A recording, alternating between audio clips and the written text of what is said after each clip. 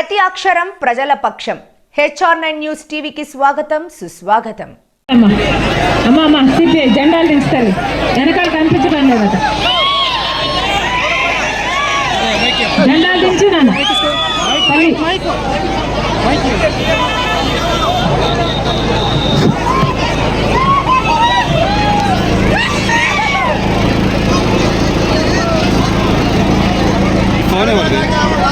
ఎట్లాడదా అమ్మా సిపి జెండాలు దించుతారు, వెనకాల కనిపించడం లేదట. జెండాలు దించు నాన్న.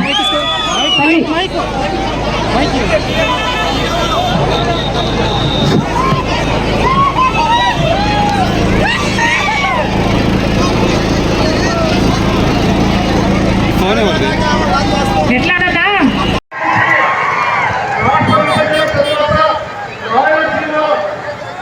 రాయలసీమకు సంబంధించి పెద్దలు మనందరి ప్రియతమ యొక్క డాక్టర్ నీలకంఠాపురం రంగారెడ్డి గారు కొన్ని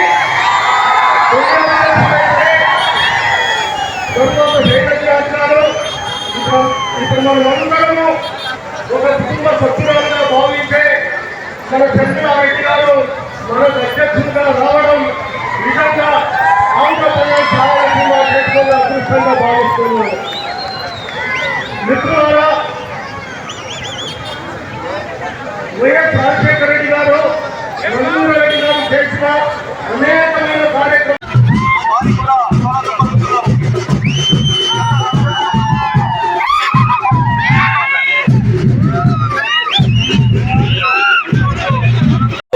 పాత్రికేయ మిత్రులు, print and electronic media, KT Sridhar గారు, అందరికీ పేరు పేరున నమస్కారాలు, ధన్యవాదాలు. అందరికీ జిల్లా కాంగ్రెస్ అధ్యక్షుడిగా స్వాగతం, సుస్వాగతం. మన షర్మిళమ్మ పార్టీ బాధ్యతలు తీసుకున్న తరువాత కాంగ్రెస్ పార్టీ శ్రేణుల్లో ఉత్సాహం ఉరకలెత్తింది. అనేకమైన కార్యక్రమాలు తన భుజ స్కంధాల మీద వేసుకుంటూ తన తండ్రి నిర్వహించినటువంటి పిసిసి అధ్యక్షుల బాధ్యతలు కూడా మన షర్మిళమ్మకు రావడం మనందరి అదృష్టం. ప్రత్యేకించి రాష్ట్ర విభజన తర్వాత రాయలసీమకు సంబంధించి పెద్దలు మనందరి ప్రియతమ నేత డాక్టర్ నీలకంఠాపురం రఘువీరారెడ్డి గారు అధ్యక్షులైతే తరువాత శైలజనాథ్ గారు, ఇప్పుడు మనమందరము ఒక కుటుంబ సభ్యురాలుగా భావించే మన షర్మిళారెడ్డి గారు మనకు అధ్యక్షులుగా రావడం నిజంగా ఆంధ్రప్రదేశ్ రాయలసీమ చేసుకున్న అదృష్టంగా భావిస్తున్నాను. మిత్రులారా, వైఎస్ రాజశేఖర రెడ్డి గారు, రఘువీరారెడ్డి గారు చేసిన అనేకమైన కార్యక్రమాలు మేము వచ్చి మీకు వివరించి ఉన్నాము. ప్రత్యేకించి మడకశిర నియోజకవర్గానికి సంబంధించి మళ్ళీ మన మడకశిర అనే కార్యక్రమంతో మీ దగ్గరికి వచ్చాను. నేను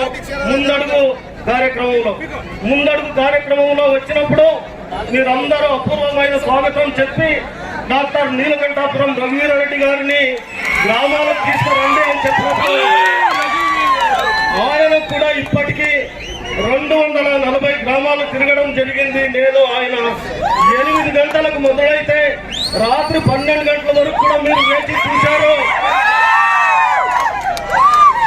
100,000 మంది నిరుద్యోగులు బెంగళూరు, తుమ్కూరు ఇలాంటి ప్లేస్ లో చిన్న జీతాలకు పోయారమ్మ. రఘువీరారెడ్డి గారు రెవెన్యూ మంత్రిగా ఉన్నప్పుడు, నేను ఎమ్మెల్యేగా ఉన్నప్పుడు ఇక్కడే మనం ఇప్పుడు పోయే రోడ్లో 1600 ఎకరాల పారిశ్రామిక వాడకు భూమి తీసి అలాగే పెట్టినాము. అక్కడ ఏ ప్రభుత్వం కూడా ఏ కార్యక్రమం కూడా చేయలేదు. మన నిరుద్యోగ యువకులందరికీ కూడా ఉద్యోగ భరోసా ఇవ్వవలసిన అవసరం ఉంది. అదేవిధంగా రైల్వే లైన్ కూడా పూర్తి చేసుకోవాలి. దీని తరువాత ప్రత్యేక హోదా ఆంధ్రుల హక్కు అని మన నాయకుడు రఘువీరారెడ్డి గారు నినాదం ఇస్తే మన షర్మిళమ్మ మొన్ననే గుంటూరులో ఒక సమావేశంలో ఊపిరి ఉన్నంత వరకు ఊపిరి ఉన్నంత వరకు ఆంధ్రప్రదేశ్ ప్రజలు ప్రత్యేక హోదాకు పోరాటం చేయాలని అందరినీ ఉత్తేజం పరిచినారు. ధైర్యవంతురాలు ఎన్ని ఆటంకాలు అవరోధాలు ఎదురైనా ఒంటరిగా పోరాటం చేస్తూ ఉన్నారు. తను